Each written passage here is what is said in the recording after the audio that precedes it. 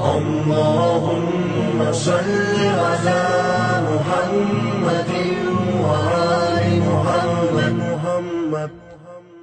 اعوذ باللہ من الشیطان الرجیم. بسم اللہ الرحمن الرحیم. الحمدللہ رب العالمین والصلاة والسلام علی اشرف الانبیاء والمرسلین وخاتم النبیین سیدنا و مولانا ابی القاسم محمد. اللہم صل علی محمد وآل محمد وعجل فرجہم وعلی اہل بیتہ الطیبین الطاہرین المعصومین المظلومین ولعنۃ اللہ علی اعدائہم اجمعین. اما بعد فقد قال اللہ تبارک و تعالی فی محکم کتابہ المجید وفرقان الحمید. بسم اللہ الرحمن الرحیم. شہر رمضان الذی انزل فیہ القرآن ھدی للناس وبینات من الھدی والفرقان. ناظرین گرامی، ماہ مبارک رمضان کے حوالے سے جس آیت کریمہ کی تلاوت کا شرف حاصل کیا، اس میں ماہ رمضان کا تعارف ہو رہا ہے تو ایک چیز کے ذریعے سے جس کا نام ہے قرآن کریم.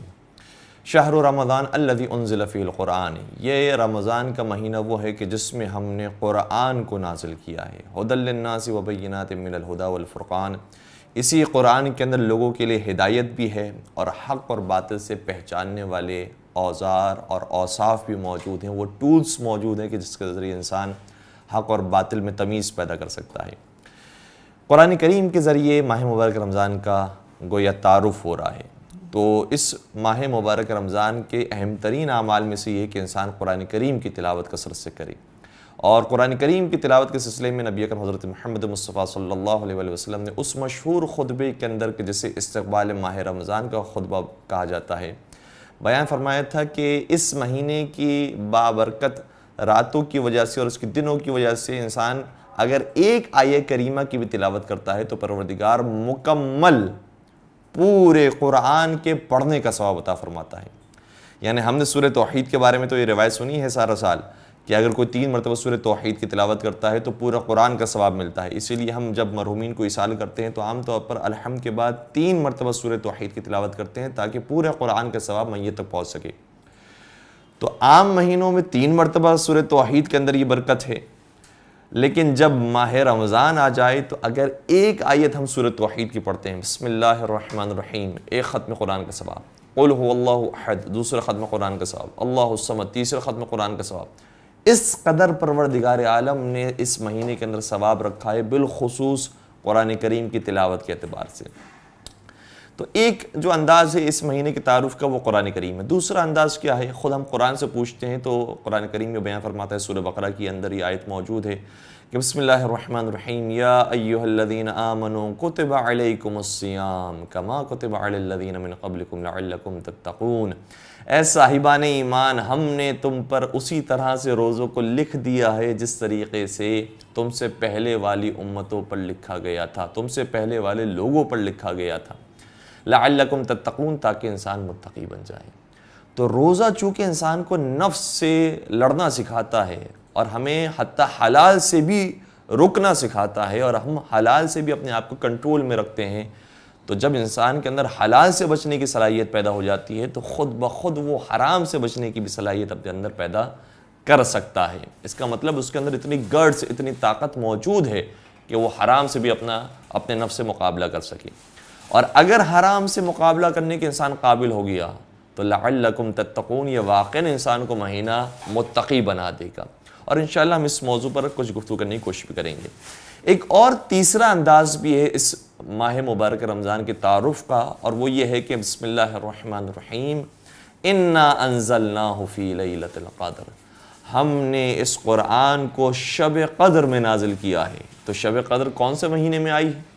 ماہ مبارک رمضان میں.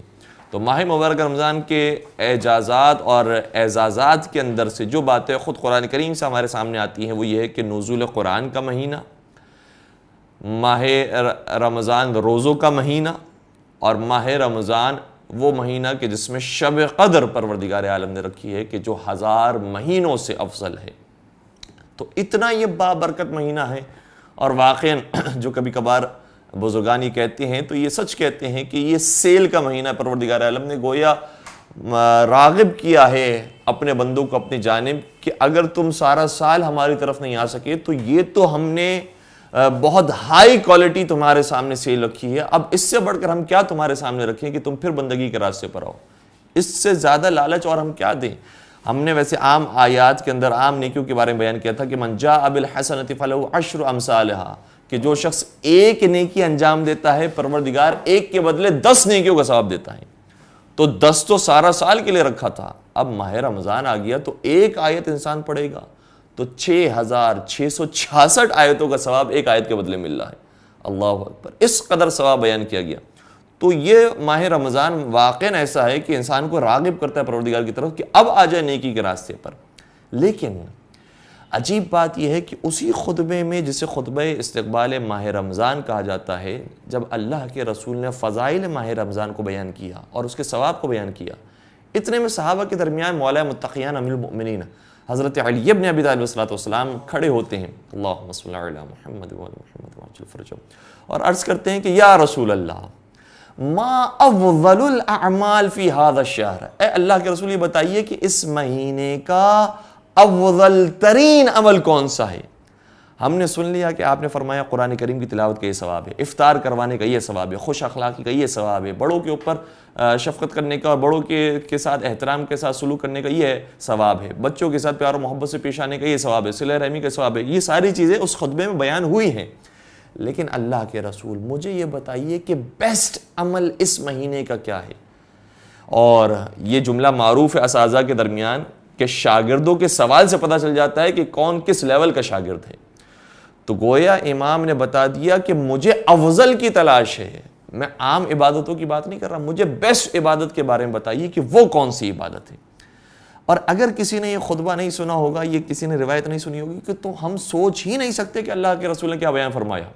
ہم شاید سمجھ رہے ہیں کہ کوئی نماز کا ذکر آئے گا، کوئی دعا کا ذکر آئے گا، کسی روزے کا ذکر آئے گا، کسی زکوٰۃ کا، صدقے کا، کس کا ذکر آئے گا، لیکن اللہ کے رسول بیان فرماتے ہیں کہ یا ابو الحسن، اے ابو الحسن، اسی پیار و محبت کے ساتھ جواب دیا، اے ابو الحسن، افضل الاعمال فی هذا الشہر الورع عن محارم اللہ، اس مہینے کا افضل ترین عمل یہ ہے کہ انسان اپنے آپ کو محرمات الہی سے بچا لے۔ انسان کے ذہن میں کبھی یہ چیز نہیں آ سکتی کہ حرام سے بچنے کا مہینہ ہے۔ حقیقت میں ہم یہ سمجھ رہے ہوتے ہیں کہ یہ بھی کر لیں، یہ بھی کر لیں، یہ بھی کر لیں، یہ بھی کر لیں، ماہ رمضان آ رہا ہے، ہمیں ہر کام انجام دینا ہے۔ سب سے پہلا قدم یہ ہے اور سب سے وزنی ترین قدم یہ ہے کہ حرام سے انسان بچنے کی اس مہینے کے اندر عادت ڈالے۔ جب حلال سے بچ سکتا ہے تو حرام سے بچنا بہت طریقہ والا آسان ہو جاتا ہے۔ اور یاد رکھیے گا، اور آپ مجھ سے زیادہ بہتر جانتے ہیں کہ جب اگر ہم نے 30 دن حلال سے بچنے کے ساتھ گزار لیے ہوتے ہیں تو جب 31واں دن آتا ہے، عید کا دن ہوتا ہے، سوئیاں تیار ہوتی ہیں، مزیدار کھانا تیار ہے، دن کا وقت ہے، صبح کا وقت ہے، لیکن اب کھانے کا دل نہیں چاہ رہا، اب اشیاء موجود نہیں کہ انسان کھائے۔ کیوں؟ کیونکہ حلال سے بچنے کی انسان نے اتنی پریکٹس کر لی ہے۔ تو اگر حرام سے بچنے کی اس مہینے میں ہم پریکٹس کر لیں کہ مجھے نگاہ حرام نہیں دیکھنا، مجھے اپنی آنکھوں کو کسی بھی فحشا کی طرف نہیں اٹھانا، کوئی بھی میرے زبان سے کسی کی غیبت نہ نکل جائے، میں کوئی بھی ایسی بات نہ کروں جس کے اندر غلط بیانی پائی جاتی ہو، جس کے اندر کوئی چیز کو میں راز کو چھپا رہا ہوں اور سچ کو چھپا رہا ہوں، یا اسی طریقے سے کوئی گانے کی آواز ہے، کسی بھی لہو و لعب کی کیفیت ہے، مجھے اس سب سے پاک ہونا ہے، چاہے پھر انسان کوئی بڑے اعمال انجام نہ بھی دے۔ اللہ کے رسول نے اسی خطبے کے اندر بیان فرمایا وَالنَّوْمُكُمْ فِيهِ عِبَادَةٌ، اس مہینے میں تمہارا سو جانا بھی عبادت کا ثواب رکھتا ہے۔ کیوں؟ کیونکہ سوتے وقت انسان کوئی گناہ نہیں کرتا، تو اگر کوئی گناہ نہیں کر رہے تو عبادت کے اندر یہ لمحات گزر رہے ہیں۔ اتنا بابرکت مہینہ یہ ہے کہ ایک ایک لمحہ انسان کا عبادت کے اندر پروردگار کو شمار کرتا ہے۔ اور اسی خطبے کے اندر بیان فرمایا وَأَنفَاسُكُمْ فِيهِ تسبیح، تمہارا سانس لینا تسبیح کا ثواب رکھتا ہے۔ کیا مطلب ہے؟ یعنی صرف انسان زندہ ہے، کچھ کام نہیں کر رہا، نہ نماز، نہ روزہ، نہ زکوٰۃ، نہ دعائیں، نہ مناجات، کچھ نہیں کر رہا، وہ صرف سانس لے رہا ہے، زندہ ہے، لیکن حرام سے بچا ہوا ہے، تو اس کا بھی ثواب پروردگار عالم نے رکھا ہے۔ اللہ اکبر۔ اور اسی لیے ہم دیکھتے ہیں کہ کئی ساری روایات کے اندر اس بات کی طرف اشارہ کیا گیا ہے کہ حرام سے بچنا زیادہ اہم ہے۔ اللہ کے رسول صحابہ کے مجمع میں بیان فرماتے ہیں کہ اگر تم اپنی زبان سے ایک مرتبہ تسبیح پروردگار کرتے ہو، کہتے ہو کہ سبحان اللہ، تو پروردگار تمہارے لیے جنت میں ایک درخت لگا دیتا ہے۔ پھر کہتے ہو الحمدللہ، پروردگار دوسرا درخت لگا دیتا ہے۔ پھر کہتے ہو لا الہ الا اللہ، تیسرا درخت لگ جاتا ہے۔ پھر کہتے ہو واللہ اکبر، پھر 14 درخت لگ جاتا ہے۔ تو کسی صحابی نے عرض کیا کہ یا رسول اللہ، پھر تو ہمارے ماشاءاللہ سے باغات ہوں گے۔ اور حقیقت یہی ہے، چونکہ ہر نماز کے بعد ہم تسبیح حضرت فاطمہ زہرا سلام علیہ پڑھتے ہیں، تو اس میں 100 مرتبہ تو تسبیح آتی ہے، 100 درخت لگ جاتے ہیں ایک تسبیح سے. کتنے درخت، کتنے باغات ہمارے لگ چکے ہوں گے اللہ کے رسول. تو نبی اکرم نے بڑا خوبصورت جملہ شاہ فرمایا کہ ہاں یقیناً انشاءاللہ تمہارے بہت سے باغات ہوں گے اگر تم نے یہاں سے کوئی آگ نہیں بھجوائی ہوگی. اگر آگ بھجوا دی ہے تو وہ سارے وہاں پر جا کے جل رہے ہیں درخت، پھر کوئی باغ موجود نہیں ہے. اور یہاں لفظ آگ استعمال کیا اللہ کے رسول نے. آگ میں اور آرے کے اندر یہ فرق ہوتا ہے کہ آرے سے اگر کوئی درخت کاٹا جا رہا ہے تو ایک ہی درخت کٹتا ہے، لیکن اگر کسی درخت پر آگ لگ جائے اور وہ باغ کی صورت میں موجود ہو تو پھر ایک درخت نہیں جلتا، ساری نیکیاں جل جاتی ہیں. تو نبی اکرم نے فرمایا ہے کہ تمہارے لیے سارے ثواب موجود ہیں، لیکن شرط یہ ہے کہ پہلے حرام سے بچنے والا ہو انسان. اور اسی طریقے سے چھٹے سرکار حضرت امام جعفر صادق علیہ السلام کا بھی وہ مشہور واقعہ ہے. میں پورا واقعہ بیان نہیں کروں گا، لیکن میں اتنا ضرور کہتا ہوں کہ جہاں پر ہم نے یہ واقعہ بیان کیا تھا کسی ٹی وی چینل پر، ہم نے خود نام نہیں لیا تھا، لیکن ہمارے بھائی نے کہا کہ یہ واقعہ اصل میں امام جعفر صادق اور امام ابو حنیفہ کے درمیان پیش آیا تھا. تو امام ابو حنیفہ جو مفسر قرآن تھے، درس دیا کرتے تھے، وہ جب درس دے کے فارغ ہوئے، ان کی تعریف سنی تھی، تو امام جعفر صادق ان کے پیچھے پیچھے گئے. کیا دیکھا کہ وہ 2 جگہ سے 2 انار چوری کرتے ہیں، پھر آگے جا کے 2 روٹیاں اٹھاتے ہیں، پھر یہ چاروں چیزیں رائے خدا میں انفاق کر دیتے ہیں. چھڑے سرکار نے سوال کیا کہ بھائی تم نے کیا کیا ہے؟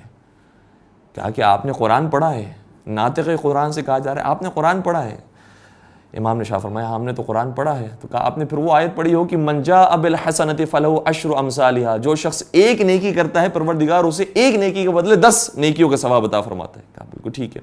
کہا اس کے بعد ہی پروردگار شاہ فرماتا ہے اور جو ایک گناہ کرتا ہے پروردگار ایک ہی کا حساب رکھتا ہے. تو دیکھو میں نے صحیح ہے، اگر گناہ بھی کیا ہے تو 4 گناہ کیے تھے، اس کے بعد میں نے جو نیکیاں کی ہیں تو مجھے 4 کا ثواب نہیں ملا ہے، 40 کا ثواب ملا ہے. تو 40 میں سے 4 نکال تو 36 پھر بھی بچ جاتے ہیں. امام کے سامنے جب یہ آیت پیش کی گئی تو امام پورے قرآن کا علم رکھتے تھے، صرف اپنے مطلب کی آیتیں نہیں، پورے قرآن کا علم رکھتے تھے. لہٰذا امام نے پھر اسی قرآن کا حوالہ دیا، فرمایا کیا قرآن میں یہ آیت موجود نہیں ہے کہ انما یتقبل اللہ من المتقین، پروردگار جن کے اعمال کو قبول کرتا ہے ان کی پہلی شرط یہ ہے کہ وہ پہلے متقی ہوں، پہلے متقی ہوں پھر ان کے اعمال قبول ہوں گے. اور تقوی کا مطلب یہ ہے کہ پہلے انسان اپنے آپ کو گناہوں سے بچائے، پھر اگر اعمال خیر انجام دے رہا ہے تو اس کا اجر و ثواب بھی انسان پائے گا. بس پروردگار سے دعا کرتے ہیں کہ انشاءاللہ ماہ مبارک رمضان میں زیادہ سے زیادہ اعمال خیر انجام دینے کی توفیق عطا فرمائے، اور اس سے بڑھ کر نافرمانی پروردگار سے بچتے رہنے کی توفیق نصیب فرمائے، اور ماہ مبارک رمضان کا بہترین طریقے سے حق ادا کرنے کی توفیق نصیب فرمائے. وآخر دعوانا ان الحمد للہ رب العالمین. اللهم صل على محمد وآل محمد